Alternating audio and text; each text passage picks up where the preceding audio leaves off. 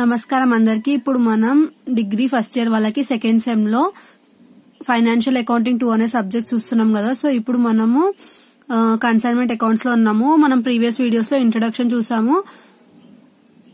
చూసాము, ఇంకా unsold stock ఏదైతుందో ఆ ప్రాబ్లం చూసాము, ఒక బేసిక్ ప్రాబ్లం చూసాము, ఇంకా కాస్ట్ ప్రైస్, ఇన్వాయిస్ ప్రైస్ ఉంటే ఎలా సాల్వ్ చేయాలో చూసాము. ఇంకా ఇప్పుడు కమిషన్ ఉంది.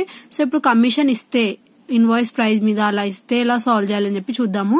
సో ఇక్కడ మనకి 14th క్వశ్చన్ ఉంది. సో ఈ 14th క్వశ్చన్ మనం సాల్వ్ చేసి చూద్దాం, సో దట్ మనకు అర్థమవుతుంది.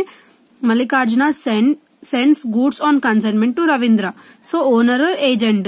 The terms are that Ravindra will receive 10% commission on invoice price. So invoice price ఏదైతుందో దాని మీద 10% కమిషన్ అనేది ఇస్తారంట, which is cost plus 25 అంట, అంటే 125 లెక్క.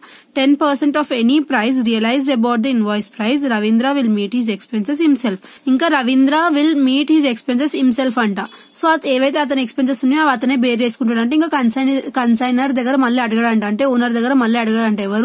Agent. Mallikarjuna sent goods whose cost was 20,000 and spent 2,000 on freight and insurance. Ravindra accepted a bill for 15,000 immediately on receiving the consignment. His expenses were 400 as rent and 200 insurance of godown. Ravindra sold 3/4 of goods for 25,000. Part of sales were on credit and one customer failed to pay 500 due from him. Prepare ledger accounts in the book of Mallikarjuna and Ravindra. So ఇక్కడ మనకి ఏమంటున్నారు, ledger accounts both ఇద్దరు parties books లో draw చేయమంటున్నారు. So ఇక్కడ మనకి ఇది 14th problem. So 14th problem కి ఫస్ట్ మనం ఎలా సాల్వ్ చేసుకుంటాం, కాస్ట్ ప్రైస్, ఇన్వాయిస్ ప్రైస్ రెండు అంటున్నారు, అన్సోల్డ్ స్టాక్ కూడా ఉందంటున్నారు, ప్లస్ కమిషన్ కూడా ఇచ్చినారు అనమాట. సో ఇక్కడ మనము ఇన్వాయిస్ ప్రైస్ ని ఎలా ఫైండ్ అవుట్ చేస్తామని చెప్పి ప్రీవియస్ వీడియోలో ఆల్రెడీ నేను చెప్పాను. సో ఇక్కడ మనకి ఫస్ట్ నార్మల్ గా ఎన్ని గూడ్స్ ఉన్నాయి, 100 గూడ్స్ ఉన్నాయి. 100 గూడ్స్ ఎంత కంటున్నారు మనకి కాస్ట్ ప్రైస్ ఇక్కడ వాళ్ళు. సో 100 గూడ్స్ డైరెక్ట్ 20,000 అని ఇచ్చేసినారు వాళ్ళే గూడ్స్. సో 20,000, 100 గూడ్స్ ఎంత అంటే 20,000. సో 25% ఎక్కువ అంటున్నారు invoice price. So 100 plus 25 125. Invoice price ఎంత? సో ఇక్కడ 20,000 ఇంటూ 125/100 చేస్తే మనకి ఇన్వాయిస్ ప్రైస్ అనేది వస్తుంది. నెక్స్ట్ అన్సోల్డ్ స్టాక్ ఎంత? సో అన్సోల్డ్ స్టాక్ ఎంత అని చెప్పి ఇక్కడ మనకి టోటల్ ఎంత అని మెన్షన్ చేయలేదు, బట్ సోల్డ్ మాత్రం 3/4 అని ఇచ్చినారు.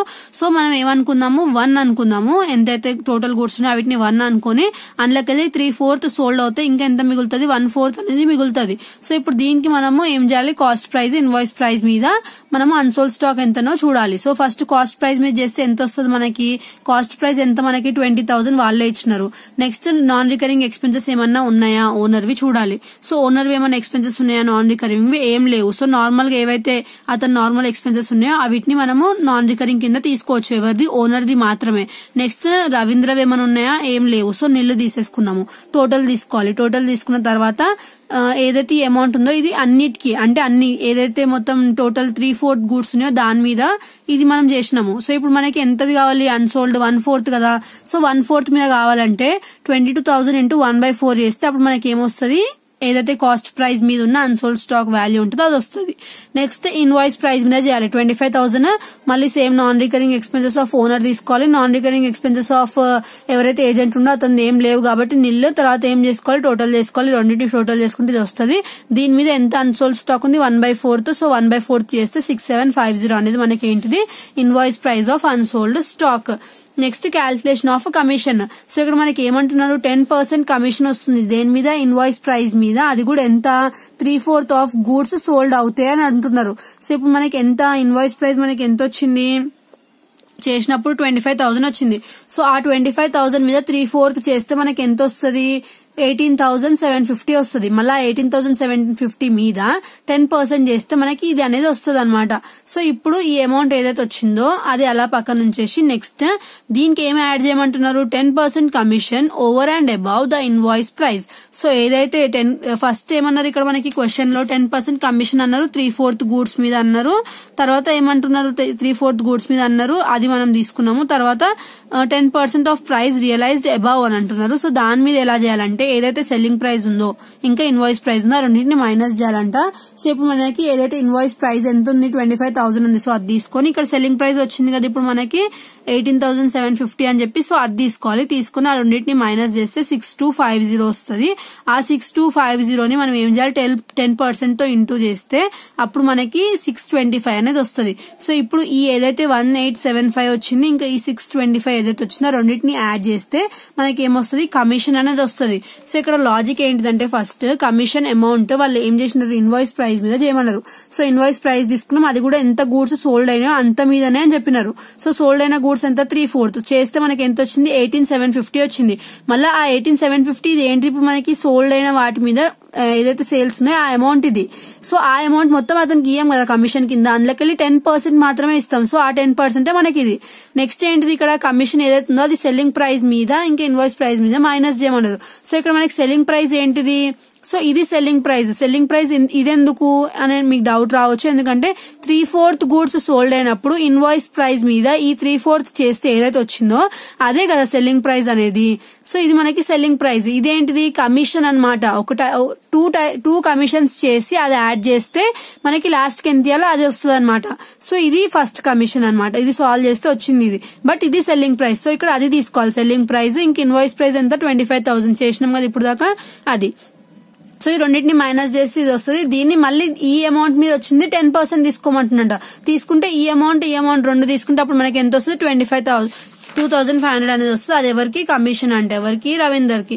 నెక్స్ట్ ఇక్కడ మనకి ప్రాబ్లమ్స్ ఏం నార్మల్ గానే ఫస్ట్ జిఎస్టీ అకౌంట్ వేసుకుంటాం. వేసుకున్నప్పుడు ఇన్వాయిస్ ప్రైస్ ఇస్తే ఏం చెప్పినా ఇన్వాయిస్ ప్రైజే తీసుకోవాలి. ఇక్కడ కూడా అదే తీసుకోవాలి. ఇక్కడ స్టాక్ దగ్గర ఏదైతే కన్సైన్మెంట్ స్టాక్ ఉంటుందో అక్కడ కూడా ఇన్వాయిస్ ప్రైజే తీసుకోవాలన్నమాట.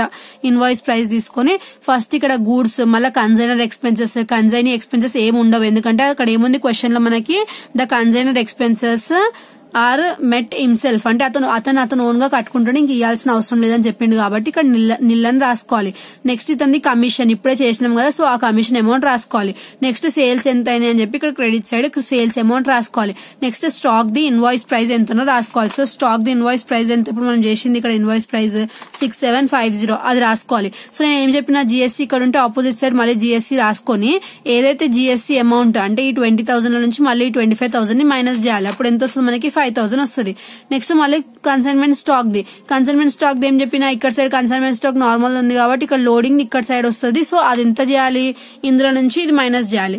సో మైనస్ చేస్తే ఎంత వస్తుంది మనకి, అది ఎక్కడ సైడ్ రాసుకోవాలి, డెబిట్ సైడ్ అనేది రాసుకోవాలి. రాసుకున్నాక టూ సైడ్స్ టోటల్ చేసి ఎక్కడిదక్కడ రాసేసుకున్న తర్వాత తక్కువ వచ్చిన సైడ్ ఏం చేయాలి, అక్కడ ఉన్న అమౌంట్స్ అన్నిటిని మైనస్ చేసుకుంటే అప్పుడు మనకి ఇటు సైడ్ తక్కువ వచ్చింది కాబట్టి ప్రాఫిట్ అన్నమాట. సో ఇక్కడ మనకి ఏమని ఇచ్చినారు, ఇక్కడ బ్యాడ్ డెట్స్ అని కూడా ఇచ్చినారు. సో బ్యాడ్ డెట్స్ ఎంత మిగిలినాయి అని ఇచ్చినారు. సో అది కూడా వస్తుంది ఇక్కడ. సో బ్యాడ్ డెట్స్ ఎంత అన్నారు మనకి 500 అన్నారు. ఎందుకు 500 అని మనకు అర్థమైంది, ఇక్కడ ఒక కస్టమర్ ఫెయిల్ అయినంట పే చేయడానికి 500 రూపీస్. సో ఎవరైతే కస్టమర్ పే చేయరో అది ఏంటిది, ఓనర్ కి బ్యాడ్ డెటే కదా. So bad debt net side రాస్తారు, ఇక్కడ సైడ్ రాస్తాము. సో ఇక్కడ మనకి ఎంట్రీ ఏంటిది, కన్సైన్మెంట్ టు రవీంద్ర అకౌంట్ అనేది మనకి బ్యాడ్ డెట్స్ కి ఎంట్రీ. సో అది రాసుకోవాలి. యాడ్ అయింది ఇక్కడ మనకి బ్యాడ్ డెట్స్ ఎంట్రీ. సో అది ఒక ఎంట్రీ యాడ్ అయింది, అది చూసుకోండి. ఏంటిది, consignment account debtor to Ravindra account. So ఇది రవీంద్ర అకౌంట్ ఇలా వస్తుంది ఎంట్రీ. నెక్స్ట్ ప్రాఫిట్ వచ్చింది కాబట్టి టు ప్రాఫిట్ ఆన్ కన్సైన్మెంట్ అని రాసుకుని అమౌంట్ రాసేసుకోవాలి. నెక్స్ట్ రవీంద్ర దాంట్లోకి వెళ్ళాలి. రవీంద్ర దాంట్లో ఏమైంది మనకి ఎక్స్ట్రా యాడ్ అయింది ఎంట్రీ ఏంటిది, ఇక్కడ మనకి రవీంద్ర అనే వ్యక్తి ఏం చేసినాడు, 15,000 రూపీస్ ది ఏదో బిల్ అనేది పాస్ చేసినాడంట. సో 15,000 రూపీస్ ది బిల్ ఇక్కడ ఏం చేసినాడు, రవీంద్ర యాక్సెప్టెడ్ 15,000 బిల్ ఏం చేసిండో యాక్సెప్ట్ చేసినట్ట. సో అలాంటి బిల్ ఏమన్నా వస్తే మనం ఎక్కడ సైడ్ రాసుకోవాలి, క్రెడిట్ సైడ్ రాసుకోవాలి. సో అదేంటిది మనకి అడ్వాన్స్. సో ఇప్పుడు మీకు నేను ఎప్పుడైతే జనరల్ ఎంట్రీస్ ది బేసిక్స్ చెప్తుండేనా అంటే ఇంట్రొడక్షన్ జనరల్ ఎంట్రీస్ చెప్పేటప్పుడు ఒకవేళ రవీంద్ర అడ్వాన్స్ ఇస్తే మనకి ఎంట్రీ ఏమని వచ్చింది, సో అక్కడ ఆ ఎంట్రీ ప్రకారం ఇక్కడ మనకి bills receivable to Ravindra account అనేది వస్తుంది అనమాట. సో బిల్ ఇస్తున్నాడు కాబట్టి రవీంద్ర, తర్వాత మళ్ళీ మనం ఉన్నది ఏం చేయాలి, దాన్ని బిల్లుని డిస్కౌంట్ చేసుకుంటే డిస్కౌంట్ కూడా చేసుకోవచ్చు. ఒకవేళ క్వశ్చన్ లో ఎవరైతే మల్లికార్జున ఉండో అతను డిస్కౌంట్ చేసిండు అని అంటే మళ్ళీ ఇక్కడ కూడా ఎంట్రీ వస్తుంది అనమాట. సో ఇక్కడ మనకి ఏదైతే మనం జనరల్ ఎంట్రీస్ ఉన్నాయో అక్కడికి వెళ్తే మీకు ఈజీగా అర్థమవుతుంది. సో ఇక్కడ నేను జనరల్ ఎంట్రీస్ చెప్పేటప్పుడు చెప్పినాను, ఇక్కడ మనకి అడ్వాన్స్ ఇచ్చేటప్పుడు ఒక బిల్ అనేది పాస్ అవుతుంది అని చెప్పి. సో ఇక్కడ చూడండి మనకి cash, bank, bills receivable to consignee ఈయన ఇచ్చేటప్పుడు అంటే ఇతని బుక్ లో, ఇప్పుడు మనం చేసేది ఓన్లీ మల్లికార్జున బుక్ కాబట్టి ఇతని బుక్ లో ఈ ఎంట్రీ వస్తుంది. మళ్ళీ బిల్ ఒకవేళ డిస్కౌంట్ అయితే ఈ ఎంట్రీ వస్తుంది. బట్ అక్కడ క్వశ్చన్ డిస్కౌంట్ చేయమని ఏం అడగలేదు కాబట్టి ఏం ఎంట్రీ రాలేదు. సో మనకి ఎంట్రీ ఏంటిది, bills receivable account data to Ravindra account అని చెప్పి అమౌంట్ రాసుకోవాలి. నెక్స్ట్ రవీంద్ర ఎక్స్పెన్సెస్ ఏం లేవు ఎందుకంటే అతనే స్పెండ్ చేసుకుంటా అన్నాడు కాబట్టి నెక్స్ట్ కమిషన్ ఏదైతే ఉందో అది రాసుకోవాలి. నెక్స్ట్ బ్యాడ్ డేట్స్ ఉన్నాయి కదా అతనివి, సో అవి కూడా రాయాలి. రాసిన తర్వాత మళ్ళీ సేల్స్ అమౌంట్ ఇక్కడ రాసేసుకున్నాము, 2 sides టోటల్ చేసుకున్నాము. చేసుకున్న తర్వాత ఎట్ సైడ్ తక్కువ వచ్చింది అటు సైడ్ అమౌంట్ ని మైనస్ చేసుకుని రాసేసి బై బ్యాంక్ ఫైనల్ సెటిల్మెంట్ అని చెప్పి రాయాలి. నెక్స్ట్ జిఎస్సీ అకౌంట్, ఇప్పుడు దాకా చెప్పినగా జిఎస్సీ అకౌంట్ లో మనం ఫస్ట్ బై కన్సైన్మెంట్ ఎందుకు రాసుకున్నాము, కన్సైన్మెంట్ 2 GSC ఉంటది కాబట్టి ఫస్ట్ ఎంట్రీ దాన్ని ఇక్కడ వస్తుంది. మళ్ళీ ఇక్కడ ఎక్స్ట్రా ఎంట్రీ ఇది ఎందుకు యాడ్ అయిందంటే లోడింగ్ ఏదైతే ఉందో అది మనకి ఇక్కడ సైడ్ స్పెషల్ గా రాసుకుంటున్నాం కాబట్టి GSC 2 కన్సైన్మెంట్ అని చెప్పి, సో 2 కన్సైన్మెంట్ అని చెప్పి GSC అకౌంట్ లో వస్తుంది. ఎంత 5,000. సో ఈ 2 అమౌంట్స్ లో పెద్దదేదో అది రాసుకున్న తర్వాత 25,000 లోకి 5,000 మైనస్ చేసి 20,000 మనం ఏం చేయాలి, ట్రేడింగ్ అకౌంట్ కి ట్రాన్స్ఫర్ చేయాలన్నమాట. సో ఇది మనకి ఇలా కమిషన్ ఇస్తే ఇలా అవుతుంది. సో ఇక్కడ నెక్స్ట్ మీకు డౌట్ రావచ్చు, కమిషన్ అని చెప్పి 10% అని ఇచ్చింది కదా, సో ఇతని దగ్గర ఎందుకు 1 box వచ్చిందని చెప్పి అంటే ఎందుకంటే ఇక్కడ బ్యాడ్ డేట్స్ అనేది మనకి రవీంద్ర బేర్ చేయట్లేదు, ఓనరే బేర్ చేసుకుంటున్నాడు. సో ఓనరే బేర్ చేసుకుంటున్నాడు కాబట్టి కన్సైనర్ కి మనకి ఇక్కడ ఏంటిది ఒకటే సింగిల్ బాక్స్ వస్తుంది, అంటే తనకి డెల్ క్రెడిట్ కమిషన్ రావట్లేదు, ఆర్డినరీ కమిషన్ అతనికి అలా వస్తుంది.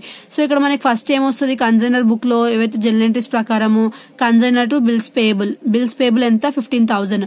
నెక్స్ట్ కన్సైనర్ టు కమిషన్ ఎంత 2,500. మళ్ళీ బ్యాడ్ డేట్స్ ఎంత 500. నెక్స్ట్ బ్యాంక్ టు కన్సైనర్ ఎంత 25,000. సో ఇక్కడ మనకి ఏమొస్తుంది, first bills payable, next commission, bad dates మనకి డెబిట్ సైడ్ వస్తుంది, క్రెడిట్ సైడ్ రాదు. మల్లికార్జున 2 బ్యాడ్ డేట్స్ అంటే ఏంటి, 2 అంటే ఇటు సైడ్ వస్తుంది, ఇటు సైడ్ వస్తుంది కదా, సో ఇటు సైడ్ రాదు బ్యాడ్ డేట్స్ అనేది. సో ఇక్కడ 500. సో 25,000 అని రాసేసుకుని ఇటు సైడ్ తక్కువ వచ్చిన అమౌంట్ ని మైనస్ చేస్తే లాస్ట్ కి బ్యాంక్ అమౌంట్ డ్యూ అని చెప్పి రాసేసుకోవాలి ఎవరి దగ్గర. ఇది మనకి కన్సైనీ బుక్స్ లో వచ్చే సింగిల్ బాక్స్ రాయాలన్నమాట. సో ఇది మనకి కమిషన్ ని క్యాలిక్యులేట్ చేసే విధానము. నెక్స్ట్ మనకి అబ్నార్మల్ లాస్ ఉంది. సో అబ్నార్మల్ లాస్ ఇస్తే ఎలా సాల్వ్ చేయాలని చెప్పి చూస్తే మనకి ఇంకొక ప్రాబ్లం ఉంటుంది, అది మనకి కన్సైనర్ ఒకవేళ కన్సైనర్ కి డెల్ క్రెడిటర్ కమిషన్ ఇస్తే అప్పుడు ఎలా వస్తుంది అని చెప్పి ఆ మెథడ్ కూడా నేర్చుకుంటే మనకి ఈజీ అవుతుంది అనమాట, అన్ని కవర్ చేసినట్టు అవుతుంది. సో నెక్స్ట్ వీడియోలో అబ్నార్మల్ లాస్ ఉంటే ఎలా సాల్వ్ చేయాలో చూద్దాము. Thanks for watching.